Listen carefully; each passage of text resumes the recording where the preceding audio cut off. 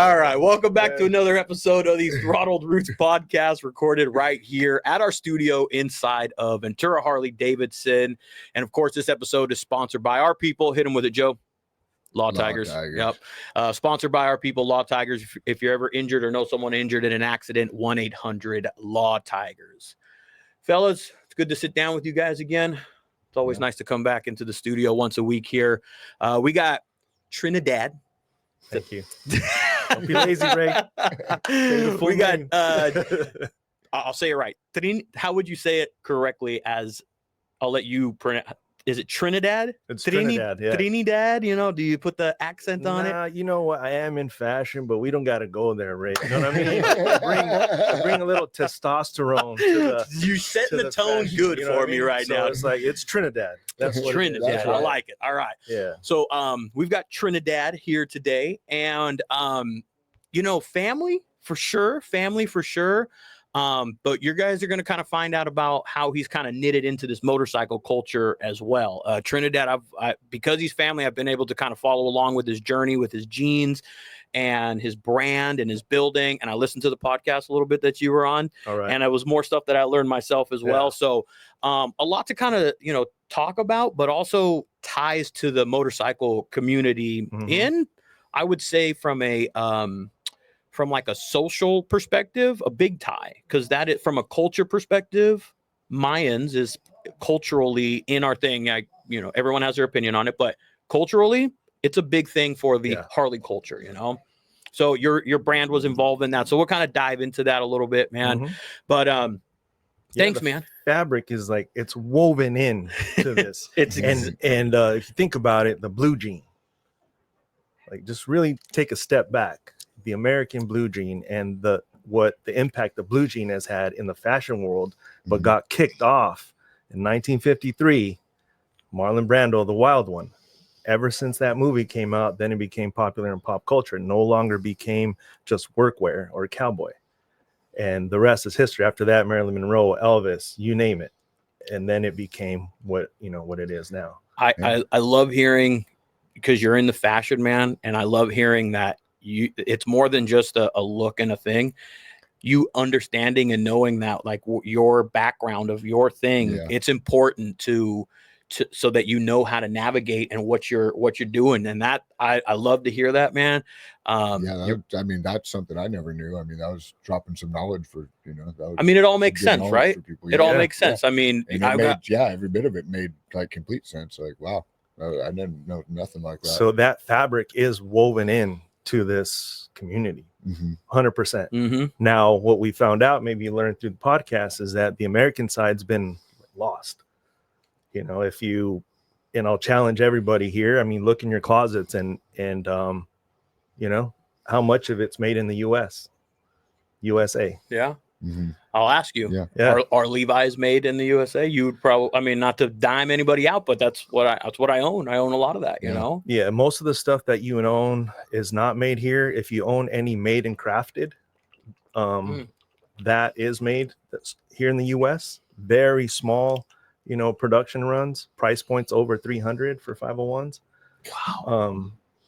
But it's where it is. I mean, none of us work for $4 an hour, $3 an hour. It is what it is. And I think, like, a lot of us want made in USA. Most people just won't pay for it. Oh, that's a good way to look at it. That's a great way to look at it. I'll be real. I mean, you've been buying Levi's for a long time. You probably have as well. Yeah, I have. And I mean, it's just like, I walk in to buy a pair of Levi's now and I'm just like, what the, you know what I mean? Like, wow. They're expensive. And I don't buy them daily, you know what I mean? Or weekly. But remember Levi's from back in the day where you would, like, save up your money and you would go and buy a good pair of Levi's. Now, I know the head of vintage for Levi's, Eric Schrader, mentored me. And he's one of the guys that, if you look up the documentary Blue Gold, that'll educate you. I mean, searching and mines and all that stuff. So deep. He told me that the last year that Levi's made a really good pair was in 87. Yeah. Wow. here. Yeah. Well, I want to ask a little bit about your background, because people, you know, some people always just see the success or the store opening, the brand, you know, the people that are wearing your brand, where it is. You know, people do the same with us. They look and they go, damn, look at that. But you know, you don't see, they see this point this way, and they don't see what happens once you walk out and you start doing all the emails and the networking and the connecting and the follow-ups and the this and the that. So you got a lengthy background in this and a history in this. So I want to kind of just start like fashion wise, because fashion is, for me, I guess you could say I would fit right in your alley, because I'm a jeans and t-shirt kind of guy. You sell, you know, jeans and t-shirt. That's what that's my comfort zone. That's what I am, you know. But jeans have been around for so long, and it's a fashion thing. I'm just kind of a give me a pair of blue jeans and a black shirt kind of guy. I know a little bit of your background. You've been into this fashion thing. That's kind of been a passion of yours since early on. I mean, going to Mervin's back to school shopping, and you know, first, second grade. I remember that, man. You know what I mean? It's like they're at the Center Point Mall. That was like, that was my favorite time, you know. But again, like, you know, parents were struggling, so I had to get creative. It's like, you know, my mom's like, okay, you can get, you know, two pants, one shirt, or you get, you know, 5 shirts, 1 pant. So then I would get creative on putting stuff together at an early age, because as you know, if you're the poor kid at school, they'd make fun of you, and then you know you start getting into fights. I was a poor kid. I feel you. I know exactly what you're talking about. You want 1 pair of Levi's, or you want 2 pair of Bugle Boys? I went for the Levi's back in the day. Like, I'll take the pair. And then I had this crazy idea that, you know, that I would have my name on a pair one day. You know, at a kid. When? Oh, at a young age? Yeah, I was like first, second grade. Wow. Okay. Yeah. And then so when I was in junior high, you know, I was voted best dressed, and then I took a sewing class, and my pops showed up, and he was like, "What the hell are you doing in this?" You showed up to school? Yeah, he showed up to school to pull me out of sewing. The first day you were in it? It was already like he didn't know I was doing it. I was already like 3 weeks into it, and I made like this guitar. You know, I made a like, you know, little plush guitar, and I was doing like manly stuff. You know what I mean? And he came in, showed up, was like, "What the hell are you doing in sewing?" And again, Vietnam vet, and you know, my dad.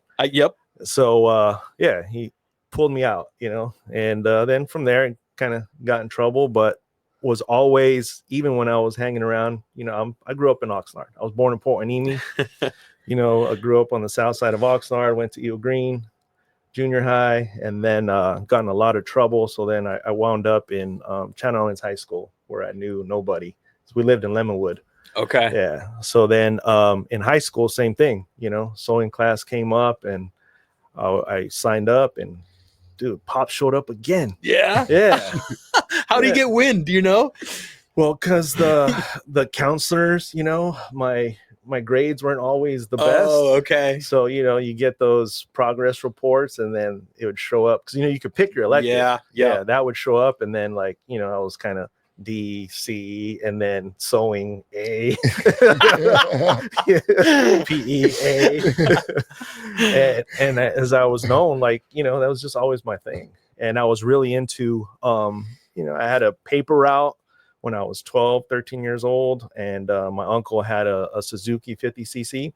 So I would do my paper route as on the little moped. The right way to do it. Yeah. Just put all the newspapers, you know, on Sundays, had to make a couple trips because that shit weighed more than me. Yeah. I had a paper route for a very short period of time. I know. Yeah. So I had that. I had 81 houses I would deliver to as a 12, 13-year-old, you know, and then from there, you know, continued on high school. Again, I'm in the yearbook trendiest, and then fashion school came around. So this was knitted in you. You're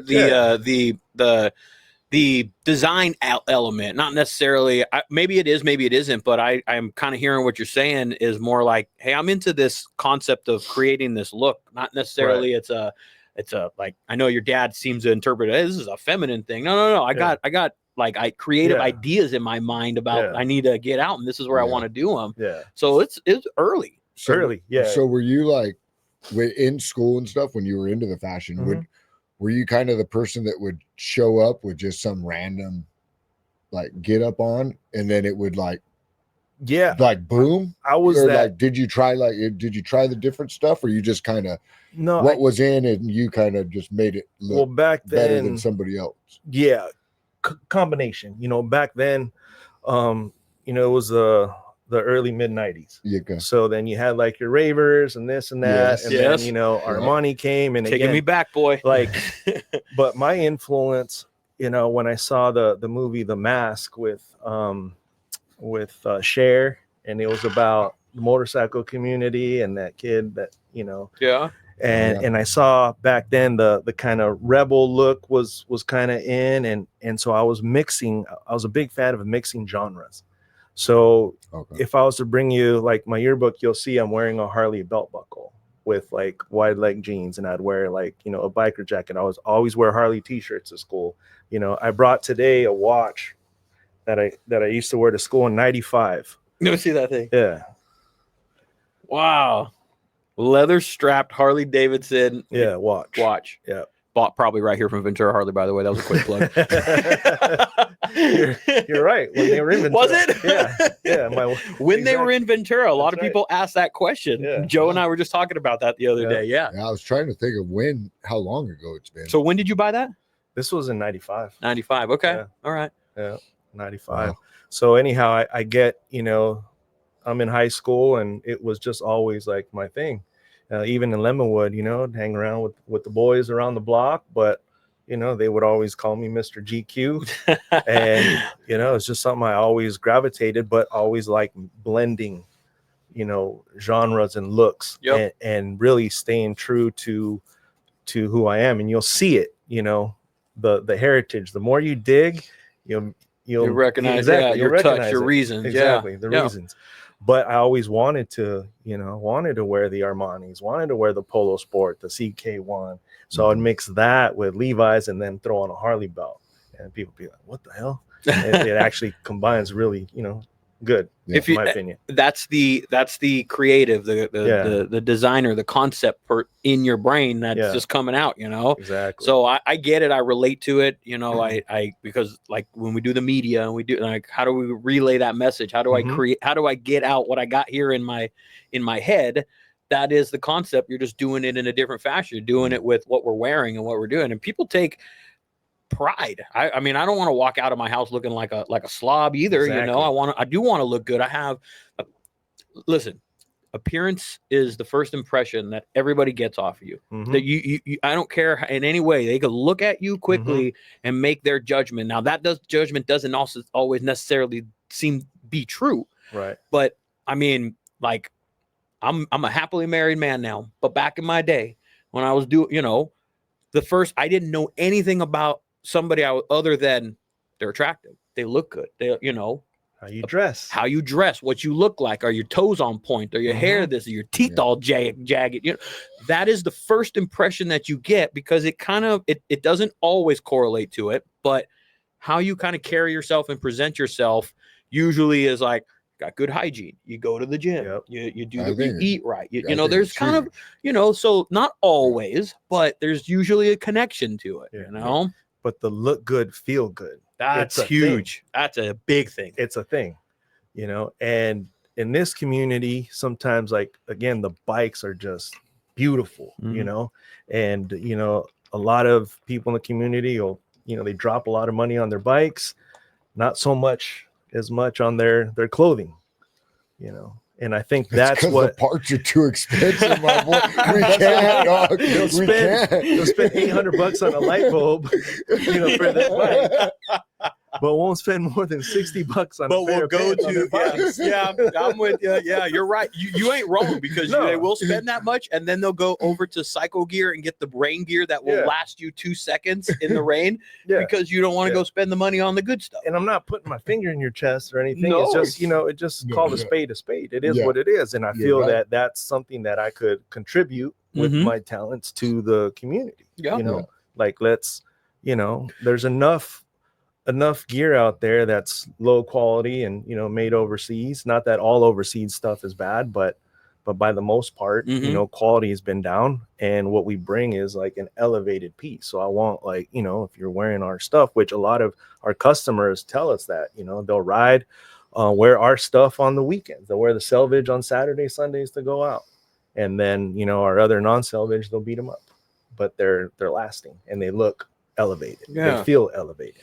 When you go out on your motorcycle, there is an element of, there's different styles of riding, right? When I go out and I know I'm going to go do 1,000 miles in a day, or I'm going to be on my motorcycle just doing miles for the weekend, my appearance doesn't necessarily appeal to me that much, because there's a different thing. But most of the time, you know, you're making your rounds around here, you're hitting the Neptunes, you're hitting your spots, you're seeing your boys, you're going to the restaurant, you're hitting the bar, and those are smaller ones.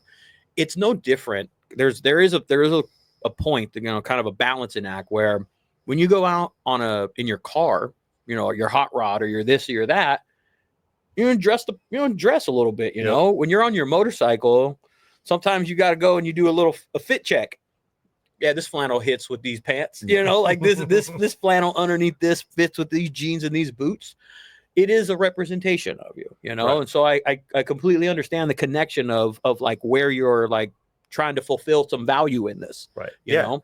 And, you know, my time in the gun club, I spent 8 years in Marine Corps, fit, form, and function goes into it. You know, so I'm looking at, all right, I'm getting a fabric that's going to help, you know, block some wind, that's going to hold up, that you'll be able to put, you know, we have some guys that have over 25,000 miles on one pair. You know, another guy did, you know, 12,000 miles, and then he deployed overseas, you know, wore him over in that area. And we could talk about that when he gets back. Yeah. Yeah. But they held up. Okay. Yeah. You know, they hold up. And if you look at historically, like back in Vietnam, the Navy SEALs used to wear 501s. Why? Because the fabric. Do we have a pair here? Do we have a pair here? I do. Yeah. Can you see those, Mike? Yeah. And so again, it's intertwined with everything that we're doing. So what I'm doing is just elevating it and just doing what some of the bigger companies forgot how to do, or just stop doing. I think the bigger companies, there comes a point where you have to, In and Out is probably the one example that is not that, but there comes a point where the big company is just so big that you appeal to the mass production that you have to do versus the quality that you do. The quality typically is what gets you to the masses, because people recognize that this is a good product, this is a value, this is worth it, and then people latch on, and then it blows up, and then you become masses. But typically, you're right. When it hits the masses, then the quality. McDonald's probably is an example of that. You know, but it didn't used to be that way. Yeah, that's my point. You know? And again, leave those out, man. We'll leave them right here. We'll check them out. And that's the thing that, again, if you look at like even the equipment that we use to sew, we have like some union specials that do the flat felt stitch. Those were built in the 60s. You know, some of the machines that weave our selvage were built in the 50s and 60s. They actually ran all the production for Levi's back in the day. So it's really, again, American heritage. And by the most part, we see every year it just diminish. Yeah. You know, like, where did it go? And you can still produce certain things like near shored or overseas and uphold a quality. You know, it's just they choose not to. Yeah, it becomes a more of a dollar grab than anything else, man. But I mean, it's a balancing act, right? It is. In business, 100%. It's a balancing act. In our line of business, you know, we're trying to find that balance. Yeah, exactly. You know, and in our line of business, you get people that have seen you start to come up where you started from, and then we get to a point of the word sellout, or that, you know, you start toting the line of that type of thing because of where you're taking the business. It's a balance, though. Yeah. You know, I'm not trying to, you know, so I hear what you're saying, man. I'm on. But again, like some of those guys I call our rocket boosters. You know, they're there like a rocket booster. You get to a certain elevation. What do? They fall off. Yeah. Right. And you have your core that are actually your space shuttle people that are going to ride with you to your destination. Now, as far as that balancing act, price, quality and whatnot, that's something that we're defining right now, you know. And again, you could still make quality product here in the United States. It's priced a little higher, but I'm hoping that with some of the changes that are happening, not to get political on anything, but you know, it should level the playing field, because I've been fighting this made in USA stuff for a while. You know, I'm a Marine Corps veteran. Probably one of the most patriotic things you can do is serve your country, right? Yep. Thank you for the service, by the way. Oh, I always tell people, man, because I didn't. So I always appreciate it. It's all good. It was an honor to serve. And so now it's just really matching out what we're going to do with this product, where it belongs, and introduce it to the community where it really started from. Yeah. And realistically, like, you look at it as, looking good, but it's also gear. Mm-hmm.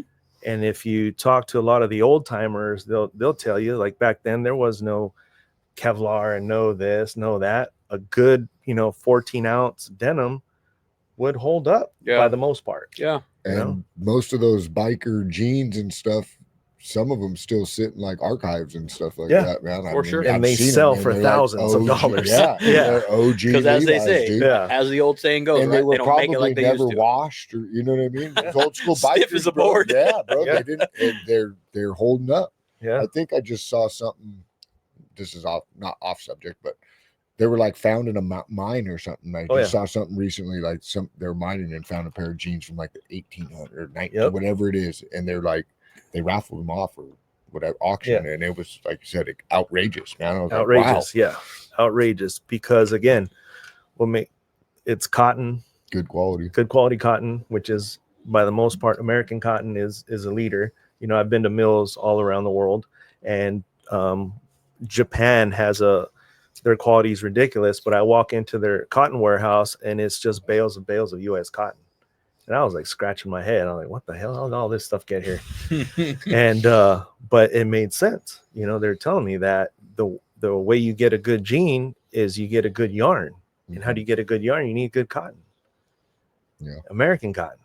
Yeah. And I was over at a denim mill for a while and got to meet cotton farmers, and I dug deep, Ray, like really, really deep, man. I was talking to producers of cotton seeds, to people over at Nutrien, the fertilizer, BASF. I mean, I dug deep, man. To make a good product, you have to understand its process. Yeah. You have to. I actually have 3 degrees from fashion school. One of them is in denim, so I spent a whole year studying denim. Wow. Yeah. So again, through that program, I found myself in Amsterdam over at Kingpins and Denim Days, and had a conversation with some Europeans over there, and they called me out, Ray. They're like, blue jeans are not American. And I was like,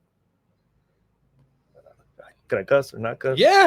Let her rip. Yeah. I was like, bullshit, motherfucker. Like, what are you talking about? And then he's like, well, show me who's making jeans over there. And I'm like, God damn it. Yeah. I said, I'll be back, motherfucker. Yeah. He was right. He wasn't right. Like, there's a handful of jean makers, and shout out to all my, my buddies that are making jeans here still, and good quality product. But again, it's a handful. And, and so I realized that, there's some work that needs to be done. And in the reintroduction was like, pretty blessed. I met Vincent Rocco Vargas, he played Gilly in Mayans. So in season 3, he wore, I made a jean, and then he rode in them. And so it's a good segue, because I was thinking about that. I got you, Ray. No, I would. Thank you. How, like, so for those of you guys that don't know, and if you don't know, you might be living underneath a rock, but Mayans is a Harley based. It's a knockoff of Sons of Anarchy. Spin-off. Extension, yeah. It's a spin-off. An extension. Knockoff, spin-off, whatever. Well, they're two different things. Yeah. Either way, Spin-off. it's a spin-off of it, and but production quality was phenomenal from the show. Yeah. They did it locally here. Yeah, they filmed some of it. A lot of it was in Santa Paula. Yeah, but it, again, I saw every episode, and just the production quality from the trailer to, it was just done really well. Oh yeah. And typically in stuff, and when you're talking about the Chicano community, and that you don't see that quality of production. I feel you. And so that's one thing that I was like, all right, I was really proud of. As you should be. Yeah. I want what was the connection? How did you guys get connected? So it was Vincent Rocco Vargas. He's an Army veteran. So through my veteran tribe, Yeah, we connected. And then he found out about the jeans, and then he tried out a pair. Next thing you know, the wardrobe department reached out. They ended up buying, pairs for him and for the stunt double. Wow. Yeah. Okay. And then from there, he introduced me to Espinosa Leather. Shout out to Eric over there. Eric's good people. Yep. So they've been carrying our jeans since 21. Yeah, June 21. Oh, so you got your jeans out at Espinosa as well. Yeah. Nice. Yeah. He was the first Very to jump on back in 2021. And so season 3, 4, and then in season 5, we had another character, jump on, and I wore the jeans. And so we pretty much, in essence, made some denim history, because those same machines that wove the denim for Marlon Brando in 1953 came for a small time back into production. Wow. Yeah. That's cool. And so exactly 70 years later, it was back in the bike community, back in Hollywood. That's cool. The American blue jean. Full circle. Now, unfortunately the mill shut down again, but we're still going to fight the fight. I feel you, man. As you should. That is business. That is, you keep on rolling. That's a cool connection to it. And it's always, that is, going back to what I kind of started with, people always see the success. They'll only see that Rocco is wearing the jeans and like, oh, that must mean Trinidad Jeans is blowing up. Yeah, that must mean that it's like, oh, boom, all life is good. Yeah. Money's just racking in, I'll tell you, a big moment was y'all remember 2020, right? That great year, right? Yes. And then there was one event that came back. UFC. Oh yeah. Yeah. Dana White didn't give a fuck. No, he didn't. But here's the crazy part where I can say that almost everybody saw my product. Tony Ferguson, Dominic Cruz, and Jeremy Stevens, who's fighting this weekend, by the way, bare knuckle, were all wearing Trinidad 3 in the press conference. That's cool. Yeah. Tony Ferguson, he was wearing our black jacket. He had his, the belt on him at the time. Tony Ferguson, also local. Local. Also local. Exactly. So, and again, we kind of have been in front of you, but not in your face. And when certain people, we did put stuff up, people were tripping out, and you're right. They're like, damn, yeah, they're blowing up. They're huge and this and that. But it's, it's a journey. It's a grind. Yeah. They all the way see through. The stress behind the scenes. Yeah. Well, just like here. I mean, I saw, a little bit you guys putting up, a couple of these squares, but I'm sure that wasn't easy. It looks like was it, Mike? But yeah, I mean, time consuming. Yeah. It's work, it's energy. We got to order them, we got to prep them, we got to put them up. There's all that is I guess where this is at, man, or where it is. People see this. Social media is great. We need it. It's a tool. It's vital for business. It's vital for success. It is the yellow pages of what was way back in the day. It's essential, but people only see what they see through the screen. Right. Yeah. And so this year I'm trying to be better. Like in my head, I'm like, I'm trying, I've been talking to Joe about like, hey, I'm going to just keep sharing our journey, man, because 100%. People need to see that a whole lot more. I like that they are like, hey, you guys are killing it. You this. I love that. Yeah. But I want it to be like we're growing, but 2025 is a year of motivation and inspiration for me. I'm trying to, so if you're out there and you're thinking like, hey, I'm going to show you though, I'm going to kind of bring you along this journey. The journey of, hey, it's a crap ton to get to this seat right here. Yeah. It took a lot of behind the scenes, late nights and all that stuff. So I want to share that journey a little bit more. And it's good for people to hear and make this connection with you. Like they see it at UFC. They see it on Sons of Anarchy. They see it over on this actor. And the connection automatically is this. No, they don't know that you spent X amount of years going and studying one cotton seed, for God's sake. They didn't know that you one cotton seed. Like losing everything. Yeah, but you invest, but you're passionate about it. You're like, this is, in order for me to put out the product that I want, this is what I have to invest into it. But sometimes people just see the result. Man. But you touched on one thing, success, that word, and that could mean a lot of things to a lot of different people. And on social media, of course, it relates to a lifestyle or whatever you want to do. But for me, And what I tell people is like, success is what you define it, because you can have all the money in the world and be miserable. Correct. You know, and we see that a lot. For me, and I told this when I was in the meeting with the Nordstrom buyers, I said, listen, if you guys, you know, buy or don't buy, it's okay. I'm successful because I was able to change the life of a Marine. I designed a jean for this Marine who lost his left leg, left eye in Afghanistan, has a really high prosthetic. So every time he stands up, sits down, he has to make an adjustment. Usually wears shorts, can't wear jeans because it's the strap is like right up here, you know, and no shit changed his life. And so that to me was like success, being of service and being able to, you know, help others and, you know, and do stuff like that. Over at fashion school, I opened up a veteran center, and I was going to fashion school and I was on active duty. So the first sergeant would report me being there with him, but I would be at times at school. And while I was there, I was jokingly saying like, oh, well, if I, you know, doing my job right, I'll have a place to transition to. And so I was just seeing like some of the students struggling, and, you know, I was still in the Corps, you know, shooting guns. I was a machine gunner. So, you know, I'd be coming from machine gun range on the weekend, and then Monday I'm there at fashion school. So I'm coming like Dr. Jekyll, Mr. Hyde. I was just, you know, and again, if you like really analyze my background, the journey, it's always kind of been, I love the extremes. Yeah. So anyways, I was able to be of service. And then when I transitioned out, I hit a wall, you know, and I failed 3 quarters, was just spiraling, you know. And that's probably a time where, you know, in the family, everybody just wondered, well, what happened? He's out, he's never around, and this and that. I isolated and went through my mental health struggles, and it's real. Yeah, it's real. It's real. But I found purpose. And to me, using my talent of designing clothes and my passion to be of service is success. You know, you have a phenomenal talent on storytelling, and, you know, with what you do. From the very first time I saw you get in front of the Dem on the gram. Yeah. Well, thanks. So yeah. So what you're doing here is like, it's awesome. And it inspires me.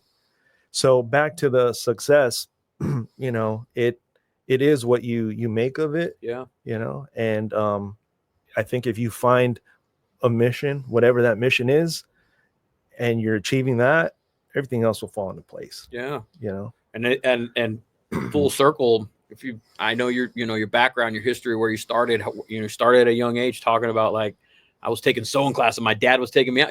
Regardless of people trying to derail you or detour you from that, your passion overcomes, man. And if your success is based off of what you measure it off of. For me, seeing people like enjoy the product, even when I was 19 years old, I was designing soccer uniforms and selling them to teams in Colonia. You know, then I was like screen printing and working with Eddie Montelongo, you know. So if you look at like back in the day, that song Oxnard, even on his album, has a little shout out. You'll see, I'm on there, you know. Then I was working later on the last album that he put out. You know, I was executive producer on there, and, you know, I did Pocos Pero Locos tees and again, that. And so that whole like time for me, success is seeing people enjoy like my art form, you know. Now how to monetize that, well, that's where, you know, I lean on my brother, Mark, who's CFO and masters in finance, and he's a master in numbers, boy. A professor at Cal Lutheran in the master's program. I was like, Mark's a smart cookie. Yeah, it's nice to have those resources though in our circle, you know. Oh, hell yeah. I'm sure he's given some good advice that has helped you, you know, be successful, you know. 100%. Yeah, 100%. We have I didn't know this. I knew you were in the service. Now, I didn't know this. We have a lot of people that watch that are in the service, active, retired, all the different branches. But I didn't know this, that you joined. I'll let you tell them how old you were. I mean, for anybody that's done the service, I would say it's a young man's game, more to speak. But 100%. I mean, what would you think is the average age of someone going into the Marine Corps? And what would you think the cap is should be? Average age? Yeah, that goes in. That goes in. I'd say 18 to 24. Yeah, Mike. Yeah, it's about 18 to 24. And now, what would you think it'd be Yeah. like the oldest that somebody would be like, I want to join the Marine Corps? Like, no more than like 28, 30 at the max. okay, 28, Nice. 30. What do you think, max? 28 To join the to Marine join Corps? the Marine Corps. To And join. they have 'cause an age limit. Never. Max Yeah. got to be 26, 28. Dude. 26, Once you 28. hit 30, your bones are getting brittle, boy. All right, hit him with it, Trinidad. 31 years old when I joined the Marine Corps. Yeah. 31 years old. 31 years old. And You just on a He debt. just said your bones Yeah. are done. Yeah, it was like, you know what? look, man, I was like, 31. I've lived it. Let's just go to the Marines now. Yeah. here You're was the supposed thing. to do that the first half and then retire the last half. It's funny you say that, and I'll touch back on the retirement piece, but yeah, it's just like an old Chevy that never got driven. Hey, respect though. Mad respect. You know, Yeah. and Mad respect. when I was a kid, I remember my dad brought home a VHS tape of Full Metal Jacket. And mind you know, my grandpa was World War II, Korea, Vietnam veteran. You know, my dad's a Vietnam veteran. And I kind of always, I was exposed to the military, right? And then, and so, but I wanted to try out this venture. And I was like, well, if I, fall short or whatnot, I'll just go back. I'll go to the military, no biggie. It just extended a little bit, a lot of Remember it. when you say you like to take things to the extreme? Yeah. No, So yeah, then like Marine Corps, like Yeah, of all, like I probably not the the- most extreme. yeah, of not the it. Navy, not the Army. Let's go to the Marine Corps. And what year was this? You're age 08. 31. What year is this? Yeah, I went in 08. 08. Okay. Damn. Yeah, 08. 08. Yep. So can I ask, what are the recruiters say when you walked in? You're like, He was sign just me up? here like 2 weeks ago, my recruiter. Yeah. Really? Yeah. We'll get him in here next time. He comes. Yeah. Probably asked for his birth Seems certificate, like a bro. story right there in itself. Yeah. So again, back then I used to PT a lot, and I was in good shape and whatnot. But yeah, he was like, he looked at me and his style of recruiting was, because he's a combat veteran, he was like, I want to put people in that I would go to combat with, be in the fighting column. So we talked and everything, and he's just like, dude, you're definitely someone I'd go to battle with. But That's the right approach rather than just a warm body. 100%. Yeah. Yep. Ironically, he was my age. Yeah. So he was he did his thing. He was out. He put in his effort and all that. Yeah, he'd already been in. He's on He joined late too, but he was Not 24. 31 late. No, not 31 late. No. And so it took took some work because they weren't doing any age waivers on the West Coast. So I had to sign up in the East Coast. So I bought a one-way ticket to Nashville. His buddy was a recruiter out there. So I got in over there. You're nuts, dude. Yeah. So You're what? freaking nuts. Can I ask what is the age limit? It's 27. You could turn 28 in boot camp. Yeah. But then at that point they didn't have that, or They had it, but the Navy order stated that you could with an age waiver, but it had to get signed by a one-star general. okay. Yeah. Which is I'm sorry, Which- excuse good my luck. ignorance, I which is don't a know. high rank. Good Yeah, luck. I'm- Yeah. Okay. Yeah, I was Okay. gonna say I'm Good assuming. Yeah. Good luck trying to make that happen. Okay. But we found a way. It took a while. It was crazy. I don't know how much time we got, but we Oh, probably saved the man. save that. Did a lot That of sewing journey, for that one. Yeah. But I asked him because I looked in the book and I said, hey, Yeah, bro, that's I dropped out of Cal State Wow. Northridge. I was a senior. And I said, well, I want to finish school. Could I use a GI Bill? And I looked in the book and then I saw Fashion Institute of Design and Merchandising in there. So I asked him, I was like, hey, so you're telling me if I join Marine Corps and infantry that I could go to this fashion school? And he said, I don't know why you would do that, but it's in the book, right? Like he said, yeah, dude, they take the GI Bill. Yeah. So I was like, all right, right on. Because prior to that, like I opened up a showroom in downtown LA and had no idea what I was doing, Ray. No clue. I don't even know why the fuck they let me in the building. Hey, honestly, Trinidad, we still don't know what we're doing sometimes, right? We're just figuring it out as we're going, man. And so I was there at the California Market Center, big ass companies, and they had new management. So then I just like slid in somehow, and my shit always looked good. So I presented well, right? So they rented me a spot, and then they had like all these shows and blah blah blah. And then this one lady who ran a buying office like felt sorry for me because they would see me like you're lost. Like imagine, right? You show up to Dodger Stadium and you have your glove, your bat, and your cleats and whatnot, and you say, "Yeah, I want to play pro ball."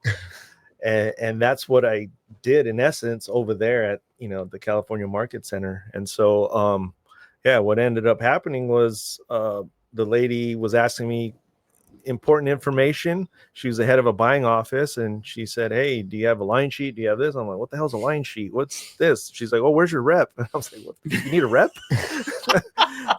And then but she came into the showroom and she was like, "Oh, I have a potential buyer for you." She was like, "Everything presents well, everything looks good, blah blah blah." And so she said, "Yeah, I'm gonna bring in Nordstrom." So this was like 2006, mind you, 06, 07 time frame. And man, I was getting ready, at the time. You may have remembered, but built up a trucking company and was like, running and gunning with trucks, but then they all broke down. 60 grand in repairs and maintenance. Diesel shot up to over $5 a gallon. Then there was a freeze in California. It's a rough time. Make a long story short, lost all my trucks. I used to repo the trucks, and then I got my truck repoed. And then on top of that, I lost everything. Lost my house, everything. So I was like, fuck it, start over, join the Marine Corps. So it was, that's why I was about to ask. So there was a reason. This seems to be like, hey, this is where I got to go, because a little bit when you said, I saw that I could take this class if I signed up, that seemed to be a bonus. That seemed to be like look what I just found. Because I knew, like, when I was going to the showroom, I would pass the fashion school. And one of my graphic designers graduated from there. And, I obviously knew of the school, but I'm like, how am I going to pay for it? Yeah. That place is, more expensive than USC. Wow. It's a private school. Yeah. And I'm like, damn, well, I didn't know, but I knew the answers were in that building. And that's what I took away. I lost everything. And next thing you know, I'm on the damn yellow footprints. That's crazy, man. At boot camp. 31 years old. And then, then it was funny, my combat instructors, because I had an infantry option. So I could either go like rifleman or become like assaultman, mortarman, or machine gunner. So let me get it straight. 31. Yeah. Not only are you just like, you're an old fart in Marine Corps terms. 100%. Like you are physically shaped or not. You're an old fart in terms of like Marine Corps. They would call standards. me grandpa. 100%. I would imagine I would imagine the Marine Corps guys. They're Marine Corps guys, man. My stepdad was a Marine. Very proud. Every Marine that I've ever come across is like probably I never served in service, man, but for some reason, Marine Corps people seem to be the absolute. They're all proud. Yeah. But there's another level of Marine Corps for some reason, because I don't know that brotherhood, but there is another level of Marine Corps brotherhood that is like seen through every single one of them. And my stepdad was one of them. He was proud, boy. I mean, proud. And every time he found another Marine, hoorah, he'd always hit him with the hoorah, all the time, man. He was Vietnam, Marine Corps type stuff. He would share his stories with me. It's like, it's a little bit different back in these snowflakes and these candies, it was way back in the day. It was rough and tough, run and gun, different times. I get it, all that. Some of the things, probably could have, there was some reason to change and do some things, but the goal is to break you. The goal is to like, no, we're going to push it to the point of I can't take anymore. And you got to be able to be at the point of I can take a little bit more. That's what a Marine Corps seems to. Mentally, they want you mentally mentally and physically. I both, imagine. But they want you mentally to get through situations and not get flustered and keep your mind right. Yeah, if you can do 200 push-ups, they're pushing you to do 300 to 400. That's what they're going to tell you. Really pushing the limit. They're trying to make your mind being grandpa, your body. Yeah, 100%. Yeah. So you were keeping up with these 20 One year kid olds. outran me in the final PFT by 10 seconds, and he ended up going to first recon. Yeah, my buddy Denton. So you were at the head of on a physical PT aspect. You were just fine keeping up. Okay. Not keeping up. I was leading the pack. So, and then at School of Infantry on the final hike, it was a 20K hike. I was out of 300 Marines. I was the first one to finish with the 50 cal on my back. Wow. Yeah. So I was a how much that thing weigh? 58 pounds. Do you think your knowledge and like being older helped you with that type of stuff? Because being younger, you kind of get in your head a little bit more. So being older, maybe you were able to like you said, fight through and mind over matter type of thing. Well, I thought because of what happened to me in life, like maybe I wasn't disciplined. And a week into boot camp, I found out, fuck, I'm the most disciplined guy here. So that wasn't it.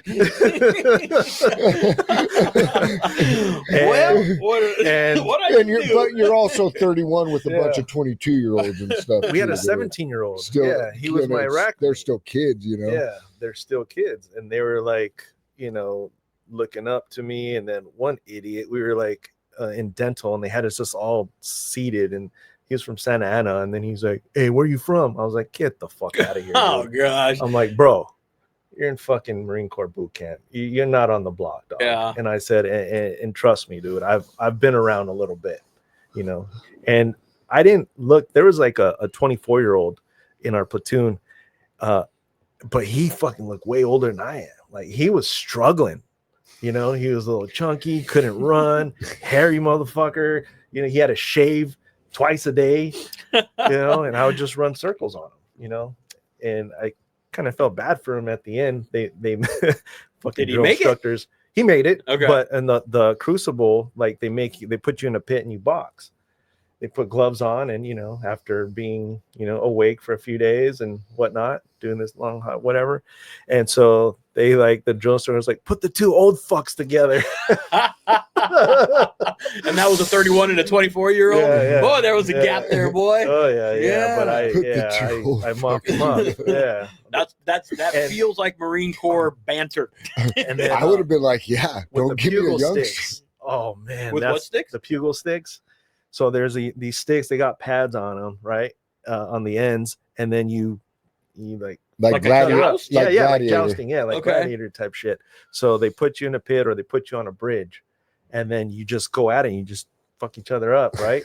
So on that one, that's where I had the advantage because I was stronger, I was like older, and I was just knocking kids out, and especially like the younger ones, and they're like, "Oh, you have old man strength and this and that." And I'm like, "Yeah, that is a real thing." Yeah. But I mean, I was doing 36 pull-ups. I was running, low 18s, 3 miles. Wow. And I was doing. You were in shape. I was in shape. You were in shape. So I was physically prepared. I prepared myself for it. Mentally, I thought I needed some work. I got there and I'm like, fuck, I'm okay. But at the same time, it's like, it's the mental, fuckery and be able to, navigate through that and then humble myself. Cause I got a 22-year-old fucking yelling at me, kicking dirt in my face. That's probably one of the hardest parts. That was the hardest part. Yeah. That's one of the hardest parts is when some youngsters telling you what to do. That drill instructor, came up and wanted to show off in front of the other drill instructors, and he was like, "Hey, come here, you old fuck." So I go over there and he was like, "How old are you?" I'm like, "Oh, 31, sir." And then he's like, "How do you think I am?" He said, "How do you think I am?" And I saw him 45. And all the drill instructors started fucking laughing, dude. And then that probably didn't do you any good, did it? No. But luckily, but I kind of slid under the radar, and the base general didn't find out that I was there on her base. It was General Salinas at the time, until swim qual, because I got sick. I had pneumonia. Yeah. And that was the reason why they stopped doing age waivers, because they had an old guy die in the pool. Oh, yeah, because he had pneumonia. Gotcha. Yeah. And I'm like, oh fuck, here we go. Yeah. But I ended up, skylining myself, and they called my recruiter and this and that, and they're like, what the fuck? But it was crazy how it all like had to literally line up. Because I was supposed to go to Paris Island because I signed up on the East Coast, but there was a hurricane that hit, and then there was a sergeant major that kind of knew my story, so they routed me over. Because when I checked in at MEPS, they're like, Paris Island, dude, girls go over there from the West Coast. What are you doing? You going to the girls' boot camp? People always fucking Marines talking shit. That's what they do, man. That's what I'm saying. Marines are another level of breed, man. They're always talking shit. Yeah. So I ended up going to going there, and then over at School of Infantry, I was 31 years old, become an 0331, which again they thought that was pretty funny. Oh, he's 31. He's a 31. Yeah. But again, the first time I shot the 240, I just like fell in love. It was like, well, when you go and you sign up and you recruit, and you're like, do they give you options? Do they tell you what you want? Because you went infantry. Did they put you there, or did you say, I think I want to get shot at and shoot a gun? So when I was in Franklin, Tennessee, it was the gunny there. Told me, I want to go infantry gunny, and he said, look, here's a book of every job in the Marine Corps. I want you to read the whole book.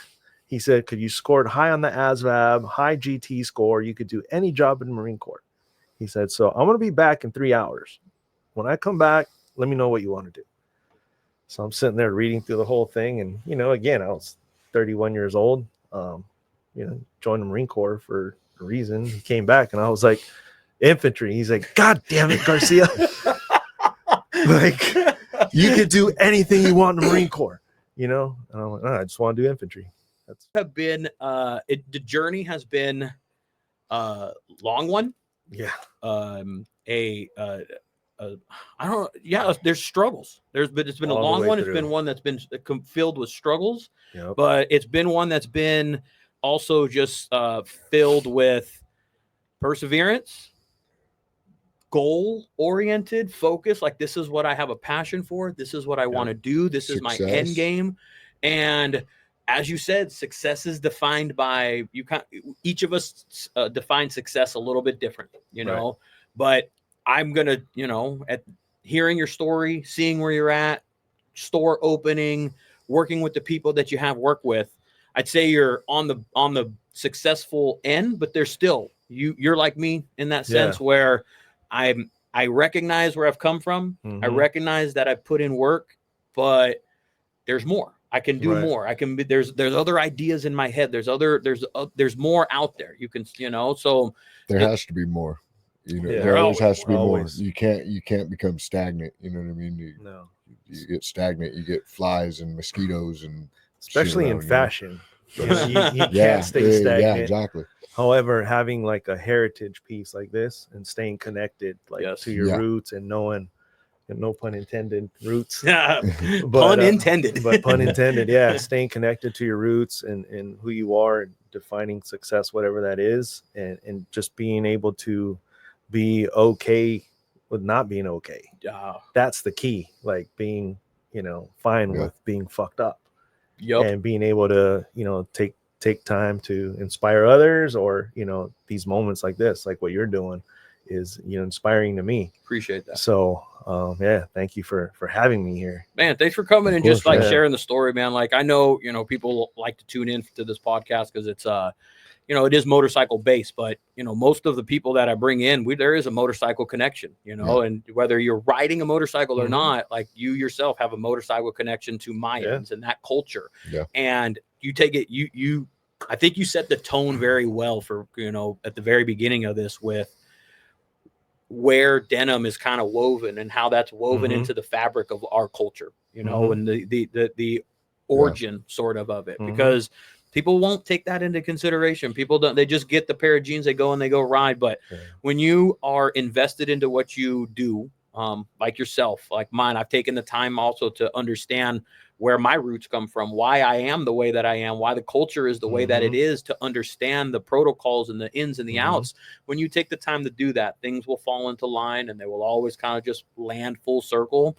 So not that I'm here to say and give the blessing of you're on the right track, but from a businessman to another businessman, from one to another, watching the journey, watching the trials and the triumphs, and losing it all, losing a house, doing this, to your crazy ass joining the Marine Corps at 31. God bless you, man. All these things that you just kind of that you never can't make this shit up, huh? Yeah, you can't, man.